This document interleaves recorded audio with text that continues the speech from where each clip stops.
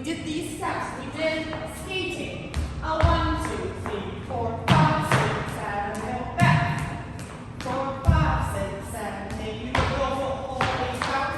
6, 7, 8. Or just take 2 pounds on each side.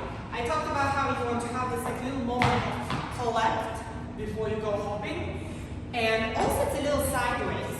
Just going like this is a little lane. Yeah, so you want to go a little bit sideways, both forward and back. Then we did tracking. Looks like this. 1, 2, 3, 4, 5, 6, 7, 8. 1, 2, 3, 4, 5, 6, 7, 8. Step pigeon toe and then turn it out.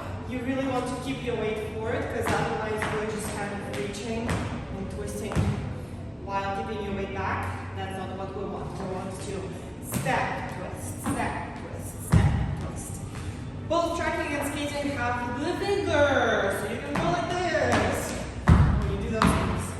Then with the fishtails, first we start with just turn, step, 8. 1, 2, 3. This is just to kind of figure out where you are.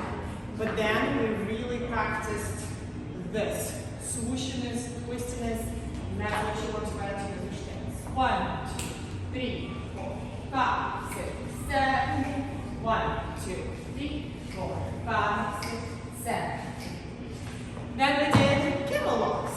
Looks like this. And 1, 2, 3, 4, 5, 6, 7, 8. Or 6 count without the pause. 1, 2, 3, 4, 5, 6, 7, 8. Add those 2 steps there. And that's what